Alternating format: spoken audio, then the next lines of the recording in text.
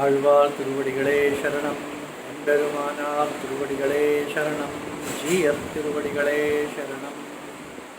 யோ நித்யமச்சுதபதாம்புஜயுக்மருக்மவ்யாமோஹதஸ்ததிதராணி த்ருணாய மேனே ஸ்மத்குரோர்भगवतोऽस्य दयैकसिन्धोः रामानुजस्य चरणौ शरणं प्रपद्ये.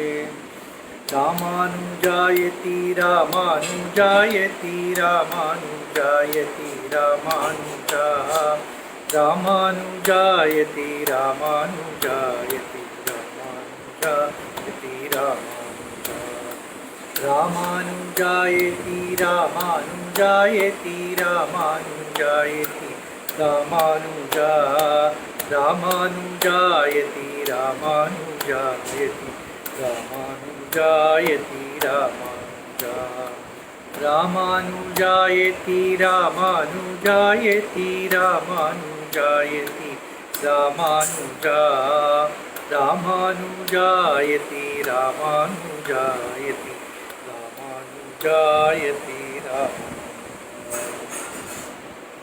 कल हमने देखा गोष्ठी पूर्ण जी ने श्री रामानुजाचार्य को अष्टाक्षर का रहस्य का अर्थ समझाया और उन्हें मननाथ मेरे स्वामी एम्बरमानार कह के संबोधन किया और कहा कि और एक विशेष रहस्य कहना है आपसे। आप अकेले आइए, क्योंकि अभी तो पूरे दाशरथी साथ में है, इसलिए उनसे कहा आप अकेले आइए। तो उसके पश्चात अगली बार रामानुजाचार्य इनके गोष्ठीपुर गए और इनके घर जाकर दंडवत किया। तो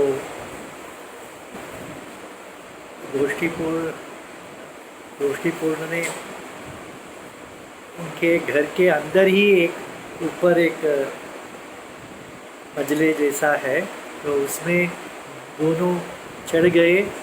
उसके पश्चात जिस सीढ़ी से चढ़े उस सीढ़ी को धकेल दिया। और देखो कितने रहस्य है, किसी को सब कहना नहीं है, इतना वे प्रिकॉशन ले रहे हैं। और वहाँ उनको ये चरम श्लोक का, गीता चरम श्लोक, सर्वधर्मान परित्यज्य, इस श्लोक का गूढ़ अर्थ भगवान ने अर्जुन से कहते समय ही कहा है कि रहस्यों का रहस्य है यह श्लोक। तो उस रहस्यों का रहस्य भगवान ने तो बताया नहीं, सिर्फ श्लोक कह दिया।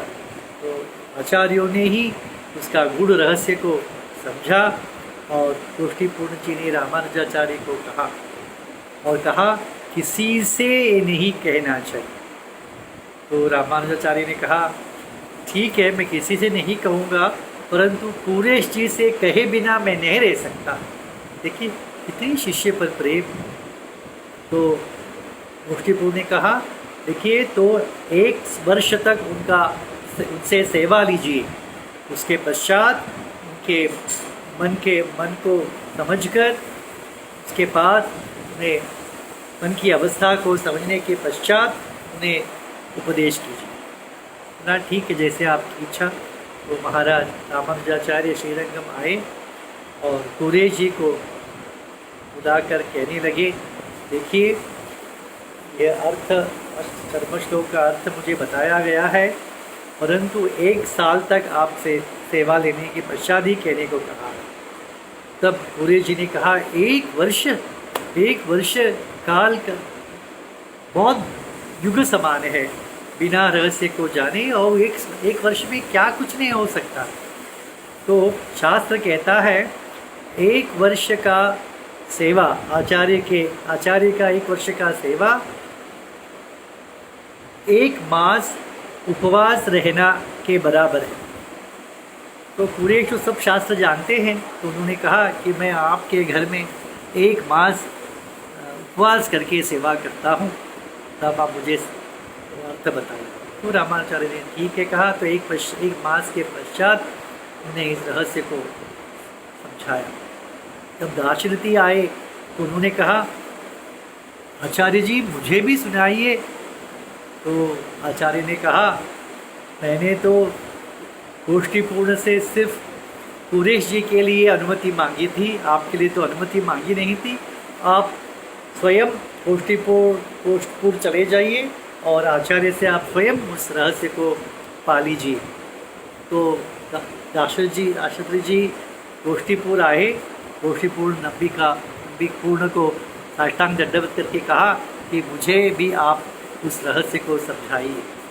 तब गोष्ठीपूर्ण ने देखा, आप तो रामानुजाचार्य के सत शिष्य नजर आते हो, परंतु आपका 3 प्रकार का जो गर्व है, जाति गर्व, मैं बड़े कुल में जन्म हुआ हूँ, धन का गर्व में धनवान हूँ, विद्या में बहुत पढ़ा लिखा हूँ, तीनों प्रकार के गर्व को त्याग कर आप रामानुजाचार्य से ही इस अर्थ को समझ लीजिए। देखिए, तो दाशरथ जी श्रीरंगम आए और रामानुजाचार्य से कहा कि गोष्ठीपुर ने ऐसा मुझे कहा है। तब रामानुजाचार्य ने कहा, लोगों से देखिए गोष्ठीपूर्ण के पास जाकर कैसे शिक्षित होकर आए हैं। तब रामानुजाचार्य ने उन्हें रहस्य का अर्थ समझा दिया। और इसके पश्चात एक दिन गोष्ठीपूर्ण श्रीरंगम आए और मालाकार, ये भी यामुनाचार्य आळवदार के शिष्य थे, मालाकार से कहा कि आप रामानुज को सहस्त्र गीति का अर्थ समझाइए। और मालाकार को लेकर रामानुजाचार्य के मठ में गए। तो रामानुजाचार्य ने दोनों को देखकर दंडवत प्रणाम किया। तब गोष्ठीपूर्ण ने कहा, रामानुज को आप मालाकार स्वामी से सहस्त्रगीति का अर्थ का अध्ययन कर लीजिए। और वे गोष्ठीपुर चले गए।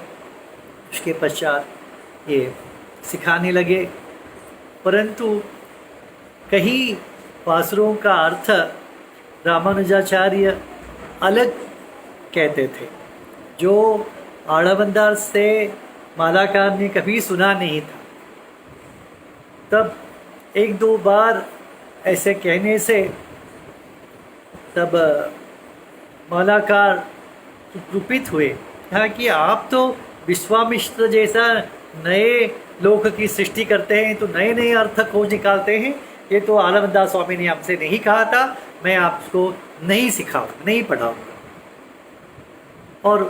और पढ़ाई रुक गई। तो ये बात गोष्ठीपूर्ण ने जान लिया और वे वहाँ से श्रीरंगम आए और मालाकार स्वामी से पूछा, क्या सहस्त्रगीति का पाठ चल रहा है, पढ़ाई? तो नहीं चल रहा है। वो तो रामानुज तो नए नए अर्थों का खोज निकाल कर कहते हैं, जो हमने कभी नहीं सुना था हमारे आचार्य से। तब गोष्ठीपूर्ण ने कहा कि मैंने तो इस अर्थ को सुना है आळवदार के पास यमुनाचार्य से।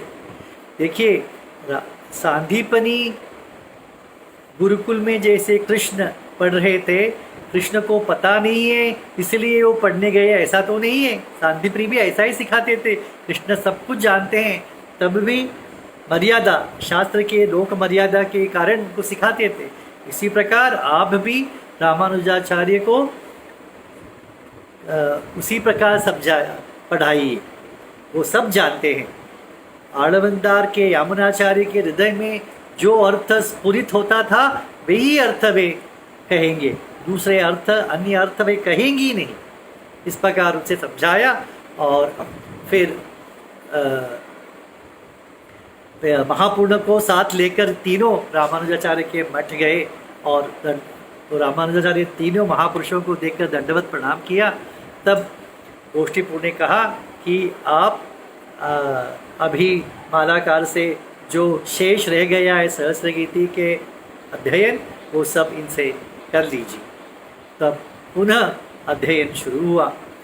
पुनः रामानुजाचार्य नए नए अर्थ को कहते थे ऐसे तो आळवंदा ने नहीं कहा। तब मालाकार ने पूछा, आप तो आळवंदार का आपने दर्शन तक किया नहीं, आप ऐसे कैसे कह सकते हैं कि आळवंदा ने ये नहीं कहा करके। तब रामानुज ने कहा कि मैं जैसे द्रोण का एकलव्य था, उसी प्रकार यामुनाचार्य का मैं एकलव्य हूँ। तो इस प्रकार कहा तो मालाकार संतुष्ट हुए और कहा कि ये तो बड़े एक अवतार पुरुष ही है। ऐसा करके बहुत प्रसन्न होकर उनको पाठ पढ़ाते थे।